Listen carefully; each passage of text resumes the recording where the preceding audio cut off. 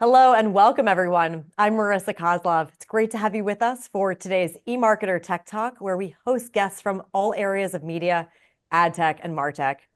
Today, we're exploring new research from Forrester and TransUnion on why connected identity is key in a fragmented landscape, plus practical strategies to unify your marketing ecosystem. So now let's meet my guests. They're both joining us today from Chicago. First, we have Joe Stanhope, Vice President and Principal Analyst at Forrester. Hi, Joe. Hey, Marissa, great to be here. Great to be with you. We also have Allyson Dietz, Senior Director of True Audience Marketing Strategy at TransUnion. Allyson, great to have you back. Thanks, Marissa.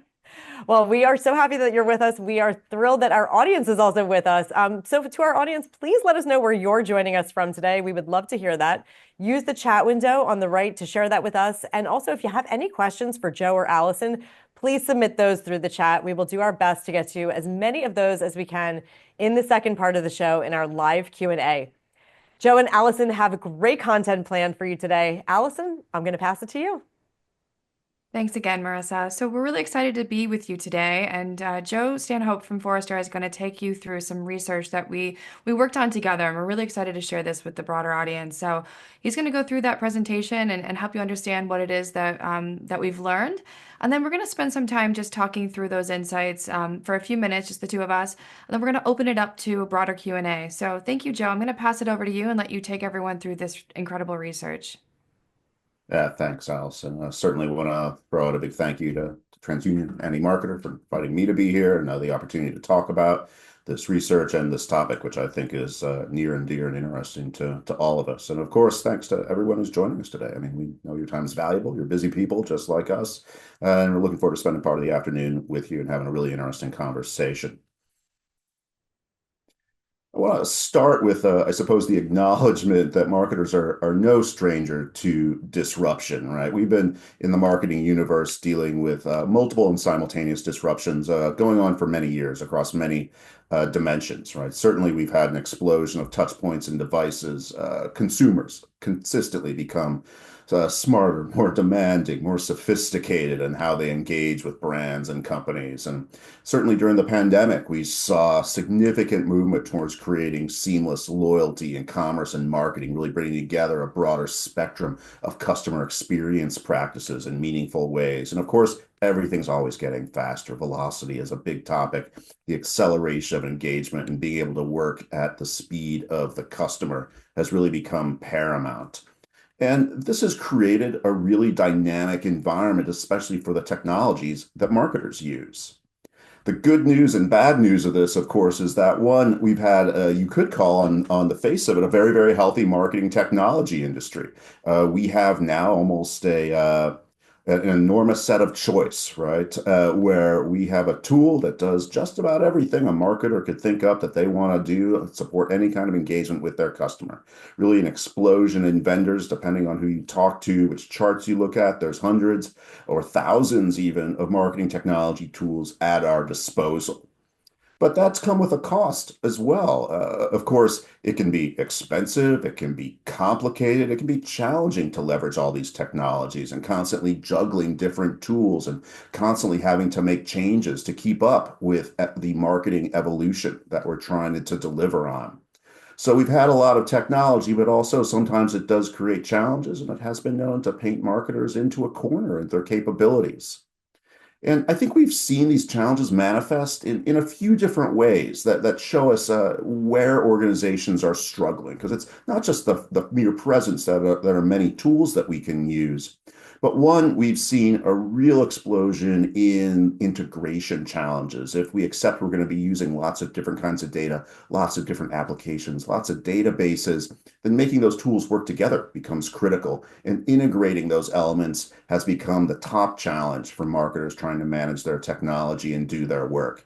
And that's across, again, multiple areas, making the data work together, making the applications and tools work together, even bringing together tools into an omni-channel approach to orchestrating experiences, trying to defragment this ecosystem into a capability that we can run cohesively and consistently across the entire customer lifecycle. We also see struggles pretty consistently on the data side. Now, data is very important, we know, but it's not always easy. It takes a long time to work with data. Sometimes we don't have all the tools in place. We struggle sometimes with the quality of that data, having enough of the data, and the fact that data exists, but it's also siloed or fragmented in many different locations, making it difficult to access and actually use. And I think these integration and data challenges really become a proxy for how well marketing technology is working for us. And where technology is table stakes, we need to be thinking about how do we resolve some of these challenges and how do we start making the technology work for us. And that's where we've been thinking a lot about how do we rebalance the conversation. I would say historically, we've talked a lot about just raw technology. And then we got to a point where you couldn't talk about the technology without also talking about the data. But now I think we're flipping to the other side where actually the conversation starts with the data, right? And then that dovetails into the technology side. And I think we have to acknowledge this and really start changing the way we work with the tech and the data to really prioritize the data work as being the fuel in that more commoditized technology engine. Because we depend on data for so many things now. The through line to accomplishing our marketing goals and customer engagement ultimately depends on the data now. The ability to have a comprehensive view of the customer, the ability to piece together and create cohesive customer journeys across many touches, many channels over time, and the ability to decision, target, have reach into channels and devices for the kind of personalization strategies that we want to execute. Ultimately, the make or break point on this is the data today. And this is really what made us, want to know more. When we, TU and Forrester were working together, we looked at these trends and the opportunities that come out of them. And it seemed like there was more to dig into here, more to understand. So in December of last year, 2024, TransUnion commissioned Forrester Consulting to evaluate a state of marketing technology and identity resolution to understand how these strategies are working at enterprises. So Forrester Consulting conducted a survey, an online survey with 325 marketing technology decision makers at U.S. enterprises to fully explore this topic. And that's what we're going to be talking about today, when Allyson and I are going to have a discussion about and the questions that we want to hear from you as well as we dig into this. And really the overlying executive summary here is that the study found that organizations that leverage identity resolution to connect data across their marketing technology stacks are highly likely to succeed at their most important business and marketing goals. The first key finding from the study really sets the stage for the rest of this story. And it's that marketing is seeing a constant rise in complexity. I'm sure that's not news to you. I'm sure you feel that too, every working day of the week. Customer journeys, devices, the preferences, all the data that requires, the amount of data, the complexity of the tools, it's all getting more, never less. It's all getting more complicated. And the respondents to the survey certainly indicated that they're feeling that. Marketers indicate that they feel squeezed between the rising expectations that their customers have for them, but this sprawling complexity that's been kind of sneaking up on us, right? This situation puts their marketing and business goals at risk. And it all starts when it really does impact marketers' ability to engage with their customers. The respondents highlighted the key areas where they're feeling pressure, right? They know that customer expectations are rising. They know that customers want to connect across all these various touch points and devices, and yet identifying audiences and supporting cross-channel personalization have become harder and harder when they're most important now. We also saw additional data that said that data-driven decision-making was a top marketing goal. 83% said that achieving that goal was going to be a challenge this year, even though it was very critical to them. And selecting key business goals, 67% said that deepening their understanding of customer needs and behaviors was going to be important to them, yet 88% said they thought that was going to be difficult to accomplish. So marketers are kind of between a rock and a hard place here. They know that they have work to accomplish, customers that they want to make happy, but getting to that with their business and marketing goals is clearly not going to be an easy goal. Now, underlying that is really, again, the data. Underlying this explosion in touch points and the need for personalization is the data challenge.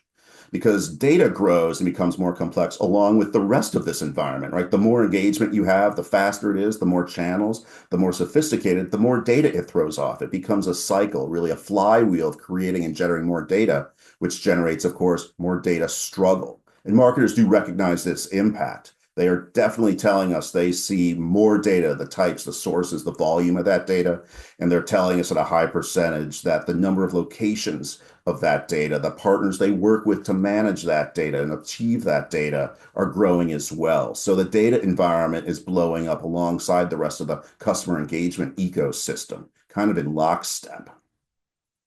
And this creates a cycle, potentially a vicious cycle, depending on how you look at it, both in terms of generating more data and having to cope with more data and try to turn it into an advantage or an asset.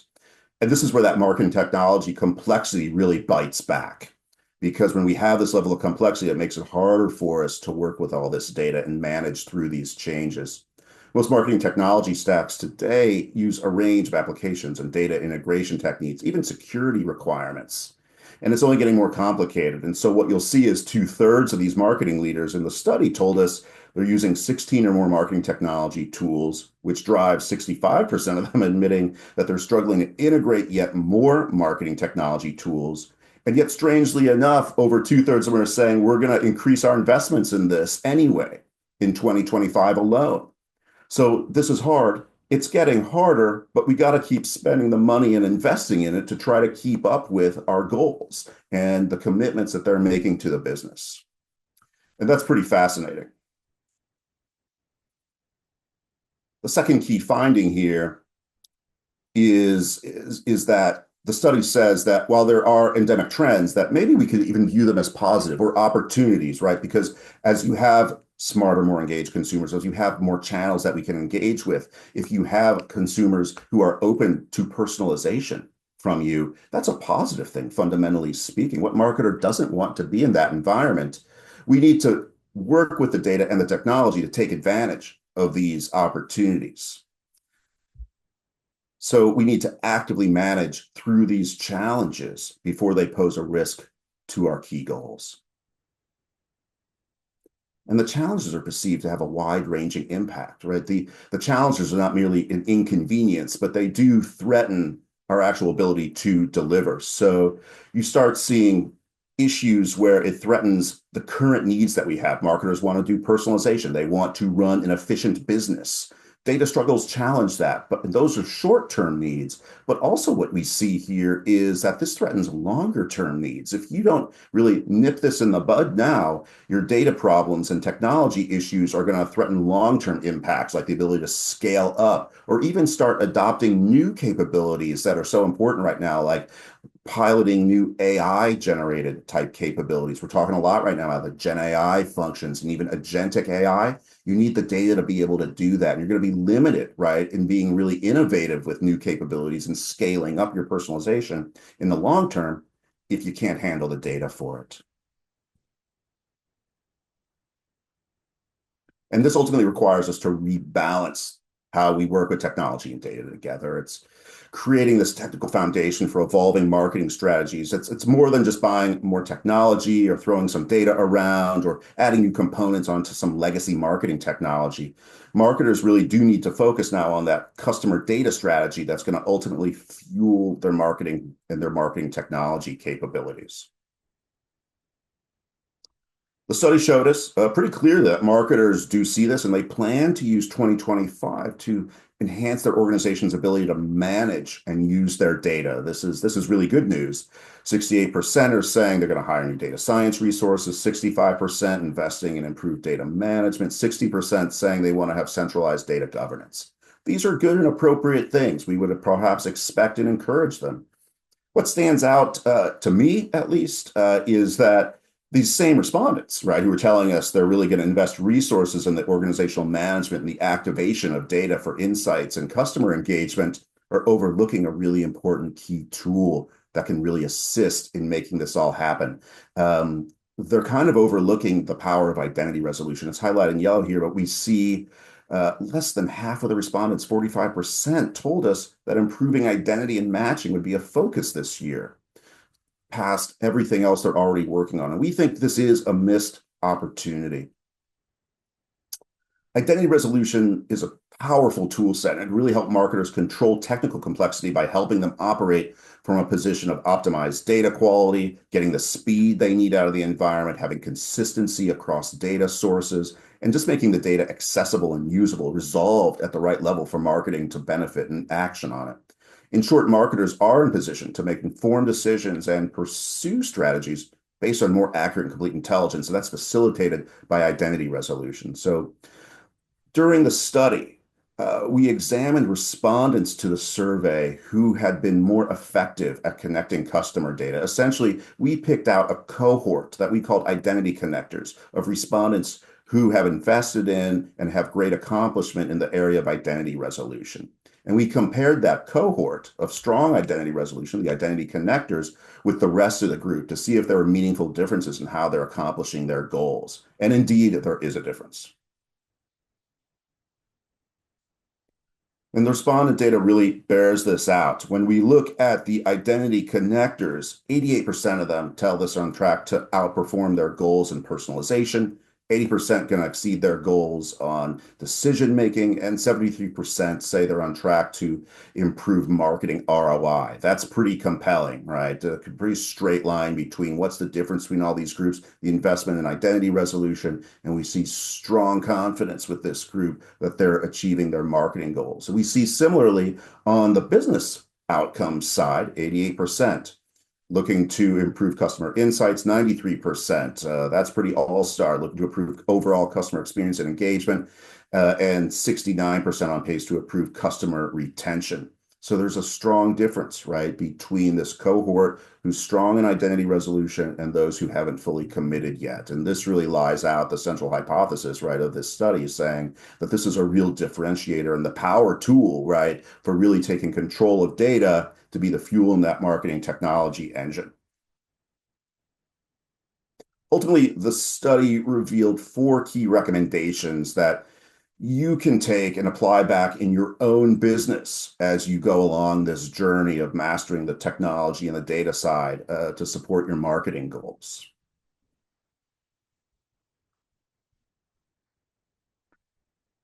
First, articulate the business impact of data. In order to address any data challenges you might have, you need to articulate what you've got today and identify any gaps or requirements or needs that you want to fulfill on.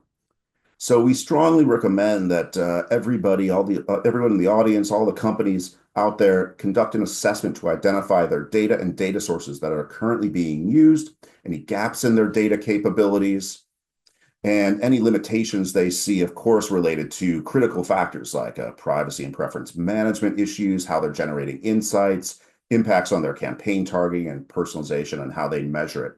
This really just allows you to level set, like where are you with data today, and where are the opportunities to pull the business forward based on appropriate investments, particularly in identity resolution. Second, leverage identity resolution as a proxy for vendor integration. We talk a lot about integration, and usually it's a technical practice, really integrating tools, or especially in technology applications or databases with applications. That's not always practical. It's expensive, it's time consuming, takes a lot of people.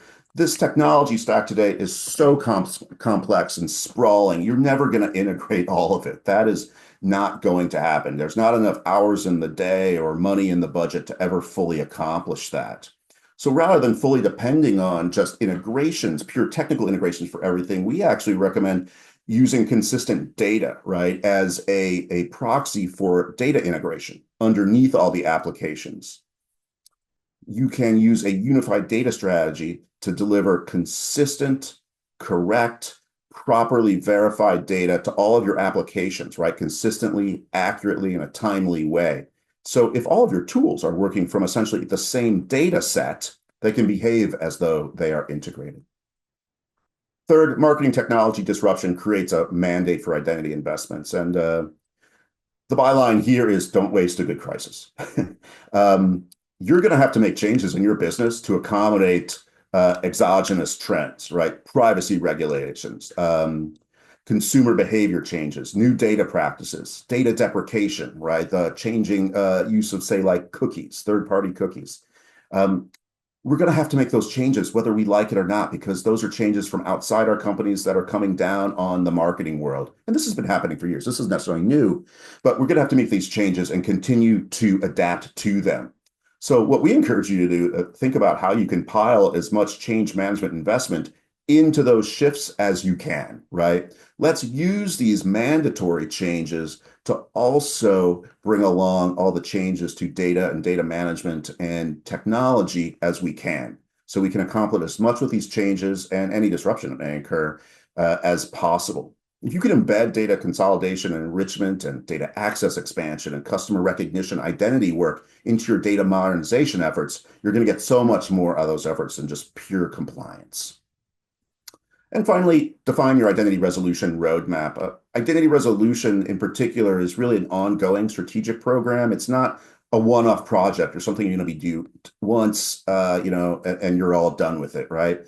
To effectively invest in identity resolution, you really need to plan it out, and you're not going to boil the ocean. You're going to do some elements now in the short term, in the midterm, and the long term. And that's great. That takes a lot of pressure off, actually, if you don't have to do a big monolithic project. And you can show business results much faster that way as well. To effectively invest in identity resolution, we really recommend having a plan, right? Basically identifying the use cases that you want to accomplish or support with identity resolution and modernize data practices. If you can identify those, put a timeline on them, identify the resources and stakeholders that are involved, you can really have a nice, clean program to continuously invest in, validate, and grow your data and identity resolution capabilities over time. And you can take everybody with you in the organization. Nobody's ever surprised because there was always a plan for this. And we know exactly what resources, which partners, which budgets we're going to need to accomplish it as well. So those are our 4 recommendations for how to turn some of this disruption around data, uncertainty around data, really into an opportunity to take control of the technology that you've got and plan to apply this year, and to maximize your opportunities to engage with customers and personalize great experiences for them. So Allyson, let's talk about what we found in the study. That's great. Joe, thank you so much for that presentation. You did such a nice job, and clearly your experience and your expertise just shines through. So it was great to work with you on this. And I think it would just help to maybe share with the broader group. As I said, you know this category so well. You understand, what advertisers and the advertising ecosystem at large is trying to do here. So I would be curious to hear, and I think the group would probably be curious to hear, what surprised you most in this study? What finding or what insight was really stuck out to you?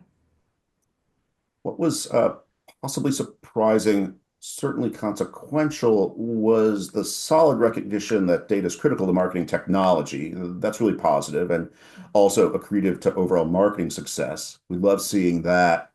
Yet that stat around how half, I think it was 45%, are actively working on identity resolution. I realize over here at Forrester, I spend all day kind of talking about these things. It's easy to kind of get into the risk of being nerdy about it, an ivory tower to say, yes, of course, everyone's thinking about this, but the identity resolution and matching capabilities are so mission critical. And so I was concerned, honestly, when I guess it's a big opportunity, really, and why a study like this has tremendous value is because it highlights this, right, and maybe gets more people's attention around it. But the reality is raw data storage, data movement, that's just not enough, right? If you can't resolve data to the right level at the customer level and do it with precision, pretty much nothing else matters, right? If the data is not right, and that's identity resolution, everything else is wrong, right? It's so foundational. And that's the one big point I would love for people to walk away with this afternoon at Allyson. You and I can kind of share that with everybody, because it is something I've been trying to reinforce for years at Forrester. I suspect there has been progress here. Certainly, we're still talking about it, obviously. But it's a big opportunity. I think it needs more education and more aggressive investment. For sure. I mean, as a marketer myself, I find it frustrating when you invest in certain places and you're trying to determine whether or not that's working, and you're seeing, data not matching up across your ecosystem.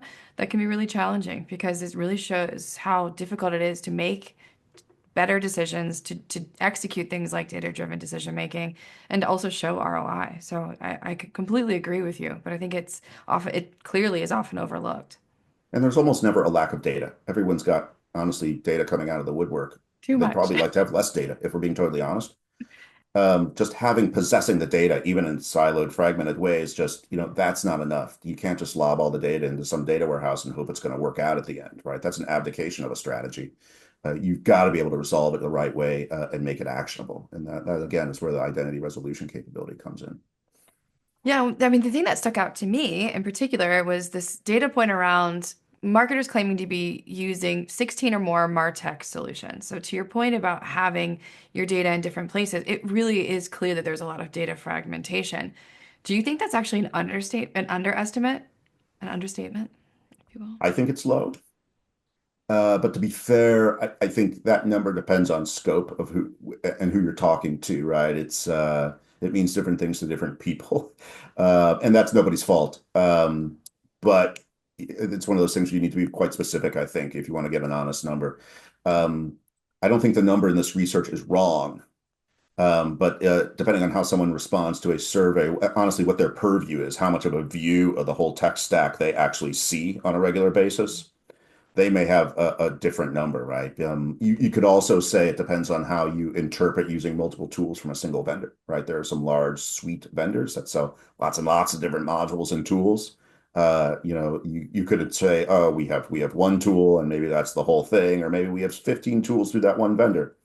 So there's some interpretation to it. I would broadly say I think it's low. At an enterprise level, by definition, there are just so many tools that organizations need, especially as you expand out across the customer life cycle. Right? If you think about customer marketing, the acquisition side, all the possible ad tech, even that's running through the agencies, the data side, of course, and what partners might be running. And then if even you get into loyalty, you want to get in, depends how deep you want to go in a broader customer Measurement. experience, the commerce, right? Yeah, exactly. The varying personalization engines. For me, anecdotally, it's not unusual to hear that firms are using several dozen tools. Yeah. I Yeah, that mean, was going to be my going question to you is what do into you think makes up that 16? You kind of gave some examples in terms of the different categories. But I think that was the question that we oftentimes get when we're talking to our customers about these data points is, of course there's 16. Think about all the different components that you just mentioned. But I think to your point, it depends on where you sit in the organization and what you see of that full end-to-end customer journey to really kind of figure out what are those tools that you need to be considering and how do you connect the dots across those tools. Yeah, it's interesting. I mean, the very fact that stuck out to you, right, and that we have to have this conversation essentially makes the point that underlies this entire study, right? The fact that we need a clarification like this around the number of tools tells us on its own that something is out of line. If we can't even count the tools, it is fundamentally too complex. It's complicated. 16 It is. feels like a lot. It proves the It's complication. Um, exactly. the other thing that I thought was really interesting is this idea that 70% of marketers still claim they're having trouble reaching their audiences. So you've got all these tools in your toolkit, but yet the ultimate goal, which is delivering an ad campaign or kind of reaching your consumer, is still something that marketers claim to have challenges with. So, what makes this so hard in your eyes? You've got several factors kind of in a confluence at the same time. And I just want to say, like, I don't blame anybody for any of this either. This happened pretty organically. We've already talked a lot about how dynamic and how much evolution you see consistently in the marketing world and the technology and the data that powers it, right? You don't see this in a lot of other departments in the enterprise where everyone is constantly for years on end running to stand still in terms of capabilities. It's part of what makes our business amazing as well. But Interesting. it's not that, somebody made a mistake and bought the wrong tool or had a terrible plan or that some department wasn't well managed. I mean, this has literally been years on end, right, of trying to make this work and just playing the cards you're dealt in terms of how you build the technical capability to support marketing and customer engagement. You wake up Yeah. one day and it's like, oh my gosh, what happened, right? How did we get here? So the core issue is the dynamicism of the market. It's just necessary to constantly be changing and expanding the toolkit. And marketers have to keep up with that. They can't wait for it to be perfect or for the ideal integration or for the data with a big special bow on top. I mean, they have to roll and do their jobs right now, even if it's not ideal. Um, Now everything's pivoted. I think the challenge is that historically we might have rewarded you being very good at specific channels and more siloed engagement. Great email team, great loyalty team, great ad team. But it's kind of shifted on us unknowingly in that now we reward a cohesive customer experience. Consumers want relevance anytime, anywhere in real time. And we didn't engineer for that. Right. So we kind of have to, this is why we talk a lot about the data and that being the proxy for integration is how do you unwind a siloed, fragmented environment and turn it into something that can support a cohesive customer experience the way customers expect it now. So the entire thesis of marketing technology essentially shifted and we got caught on it. I think that's the underlying reason. Something integrated, cohesive customer experience, and the tech, of course, ideally would be much more nimble and manageable. Yeah, I loved your visual in your deck around the pipes, right? If I think about the pipe is essentially meant to bring data from an organization to a customer. You want to know who your consumer is, and you want to ensure that all of the pipes lead to the same consumer, and that experience is, to your point, jointed and engaging and personalized as much as you can. But the problem is that you run into a stopgap at some point in that pipe. And so you build a go around to go around that stop in order to keep the things moving forward. And you look at the system and you've got a lot of those stopgaps. You've got a lot of those sort of workarounds throughout the system to kind of try and ensure that there's consistency in how that water or data ultimately flows to the consumer. So Yeah, I thought that was eventually a it really good catches up to you, analogy right? You can only do that so many times through so many years before it bites back. before it all And explodes. the agility has come up quite a bit more now because companies are understandably pretty tired of that. And the money and resources that goes into essentially hacking everything all the time. For sure. And we don't want to be replatforming every couple of years or doing all these hacks. So having technologies that are a little bit more like a platform where we can add, change, develop the technology without having to replatform it has become quite important because we know the change is going to continue, right? We're not done. It's going to continue to evolve. So having a flexible technical environment, I think, is a really key way for managing this in the future. Absolutely. So if we go beyond targeting challenges, marketers also claim that ultimately all this complexity, all this fragmentation, it leads to the inability to deliver personalization, something we've just been talking about, difficulty in scaling your marketing efforts, to being able to maximize your reach, inability to onboard AI capabilities for marketing, and ultimately wasted marketing spend. The one I want to pull out of those four is the AI one because I think it's a hot topic in the industry. And I'm curious about your perspective on, what role does data management play in AI? Yeah, probably understatement of the day. AI is very exciting right now. I think it dominates almost all of our Every days. every email you get. Every email we get. That being said, there is a lot of interest, a fair amount of FOMO, and concern. Those things are understandable. It goes around and around. But it is actually important, I think, to your point, and it has tremendous potential. So it is worth discussing. I think we can't just write it off, and we shouldn't put our head in the sand and wait for it to become, perfect or pure or completely sorted. Like we do need to be involved in this and work through it together. A lot of the early wins, as you probably know, in a lot of these AI for marketing capabilities have been in the creative space, really Really. scaling up the generation, the iteration, the delivery of creative and content. And that's a great starting point, creates a lot of efficiency that makes a lot of marketing teams very happy. Actually helps provide a big part of the content flywheel to support more advanced personalization, which is something we've wanted for years. But that's certainly not the limit of where AI can help, right? There's growing interest in AI use cases related to data for sure, and the analytics around data. In my mind, AI capabilities are going to be this flywheel to help marketers finally leverage all that data efficiently. Being able to manage it, to process it, to even understand very efficiently what's restricted, where is their PII, where is their risk in data, how do we handle privacy-oriented data, being able to make it very fast, very efficient, very accurate to handle these vast quantities of different data from different sources. Now, to do AI, you also need a lot of data, right? So there's a lot of interest in how do we maximize the value of data to support general AI initiatives. That's going to be important. And then how can we then turn the wheel around and say, how do we use AI to get better data? So I think we're going to see quite a bit of that. The cost and resources associated with managing data can be a lot, right? And it can be very slow as a process, very manual. Taking these out of the processes via AI has a huge amount of potential. And then applying it to insights, orchestrating journeys. We talk a lot in this business about customer journeys, but that's a lot harder in real life than it is like in a research report or when you look at a vendor solution, right? Understanding, optimizing, developing, delivering almost an infinite number of customer journeys, right? For an enterprise that has maybe millions of customers is a tall order. The only way you're going to practically get to that in live production is with artificial intelligence techniques.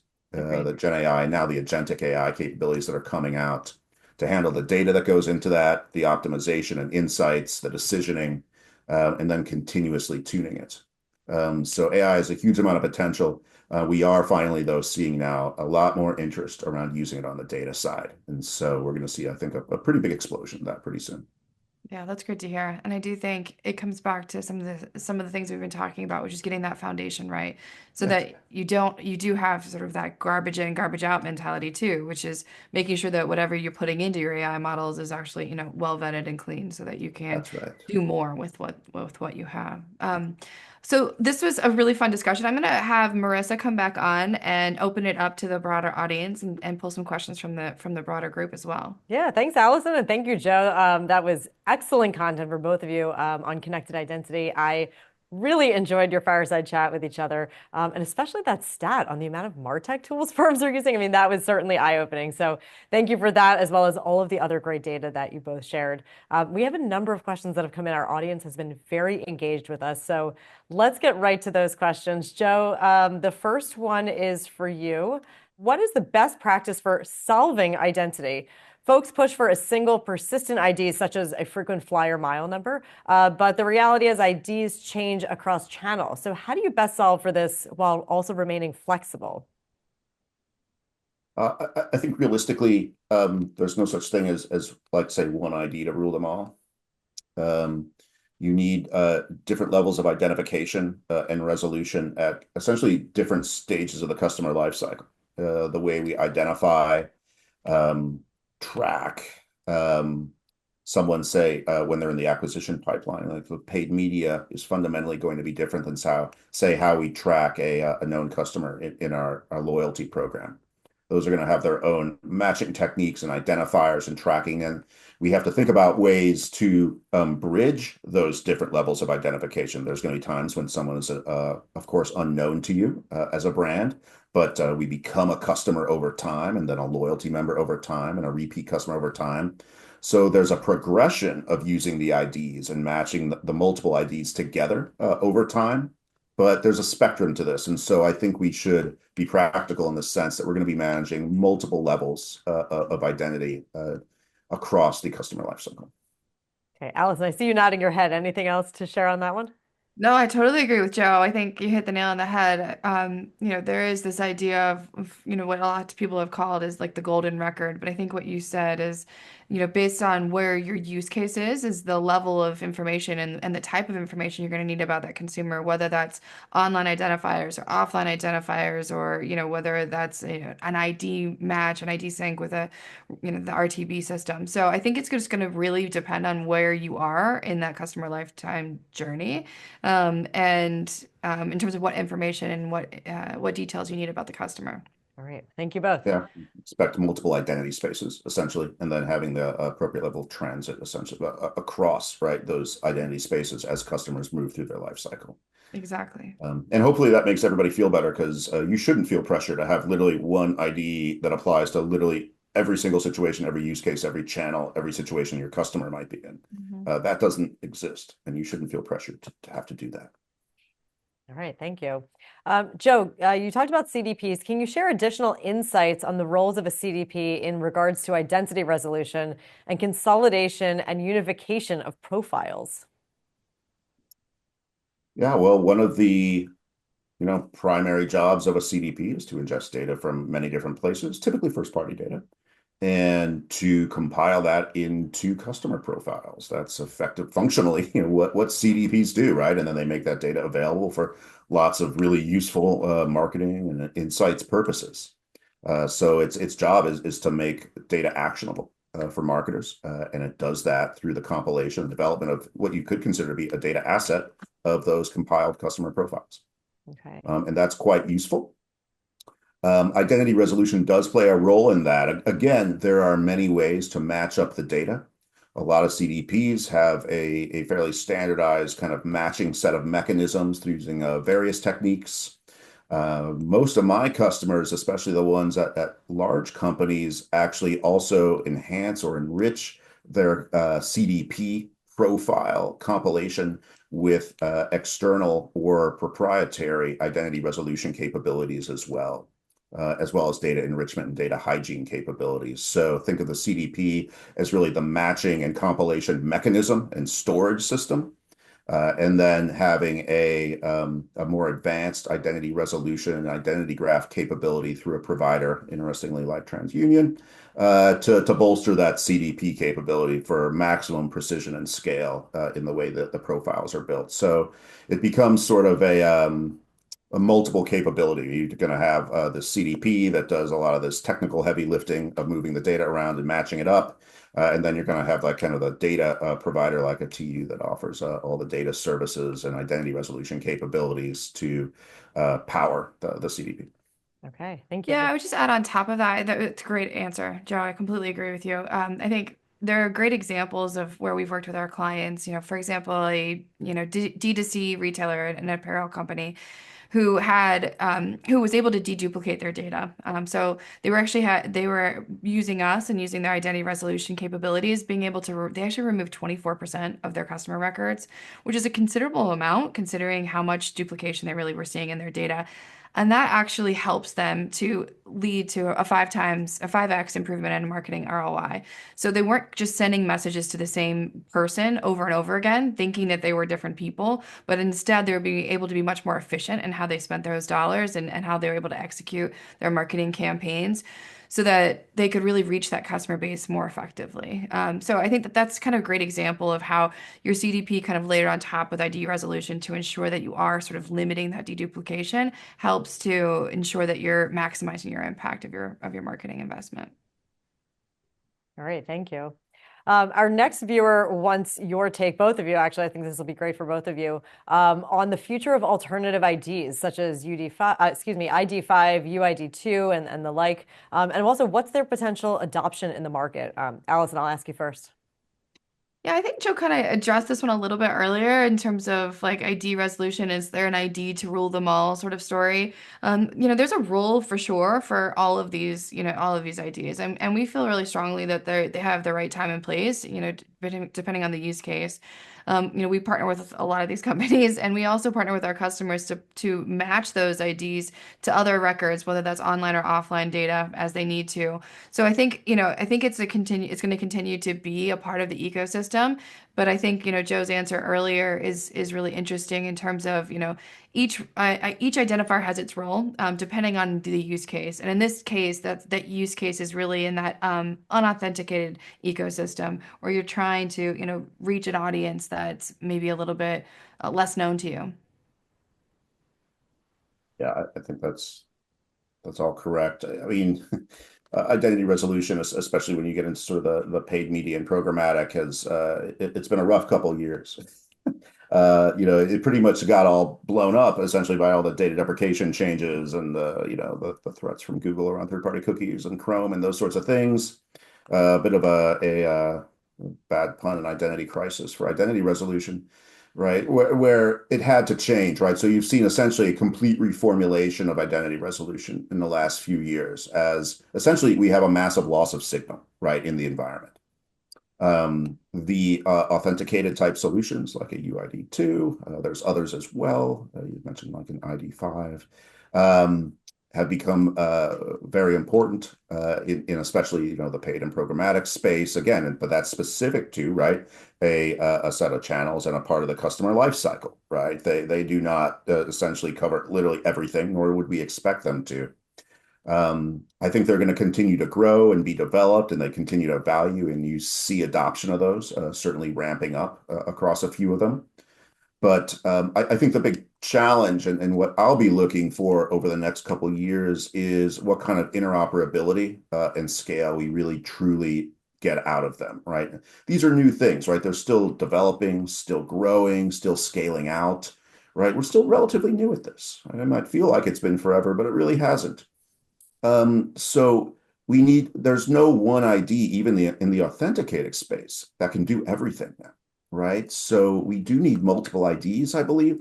And so we want standardization, interoperability at some stage. And I think there's a big opportunity there for agencies, for users, for data providers to help support that better on top of the IDs we're seeing develop in the marketplace. All right, thank you. So I love both of your takes. I'm curious to see if you have a different opinion on this next question from our viewer. How much of the proliferation of MarTech tools is driven by organizational silos within the marketing department? Who wants to take that one first? I mean, I think that's definitely some of it. I think, to your point earlier, Joe, in terms of, depending on where you sit in the organization and what role you have, you're really focused on solving your use cases. So I could see a world where definitely if you have a small segment, I'm just focused on customer experience, for example, and I'm not thinking about the ad tech world and how our first party data can flow between the advertising execution as well as the customer experience and the loyalty experience that we're trying to build. I can see how you might build your own ecosystem, and then a similar partner within the organization might build their own ecosystem. You really need to be able to connect the dots between those two ecosystems. And a great example of this is we work with some companies where they have multiple business units within their family. So let's say you may have a store experience, a retail experience, but you also may have, like a brand experience that you have data about those customers in two different places. So whether that's like an online video platform or something that's a little bit more engaging. When you have two, like an in-person as well as an online presence, that can be really tricky to manage those two different data sets. And again, based on where you are in the organization, you may not have those data sets be speaking to each other. So yes, I think for sure there is some of that like role and responsibility that's driving some of that. But I personally think it also has a lot to do with showing impact in a short period of time. One thing that we haven't really talked about is the cycling of marketing organizations and how often, CMOs cycle through an organization. And I think when you're under so much enormous pressure to show impact in a short period of time, it's a lot easier to just add another tech solution on top than it is to rip and replace and rebuild that ecosystem from the ground up. That takes a lot longer period of time, and it's going to be harder to show that ROI quickly. So I can see that also being kind of a challenge of, why that fragmentation exists. Yeah, the premise of the question is absolutely accurate. I agree, Allyson. I would say, again, this isn't anybody's fault. I think this is largely a result of essentially a different set of business values and strategies that companies historically have taken what I would consider to be a fairly, let's say, laissez-faire approach to marketing technology. Every division, every geography, every product group gets to choose the tools that they think match their needs best, right? And you have a prioritization of being the best in individual, say, channels or engagement points. Okay. And that's how these businesses wanted to run themselves for a long time. And for a long time, it was extremely successful, right? But now I think, have evolved to value different things. We want cohesion, we want consistency, we want relevance, we want the last mile of engagement to matter less than the decisioning and consistency behind it. And again, we didn't engineer for that. So it is true that a lot of organizations have massive redundancy on the face of it because every division went off and bought their own email tool. They got their own agency that has their own ad tech stack. They tagged up the website with all of their own tags. Right. And that was so that they could do their job at the time. And that's what they were rewarded, incentivized to do. But then again, you wake up one morning, and I get this all the time. People are like, why do we have 5 email tools? Why do we have three different divisions trying to change away from, say, a DMP to a CDP? Why are there three CDPs? Why did the group in Japan do this one thing with the data warehouse?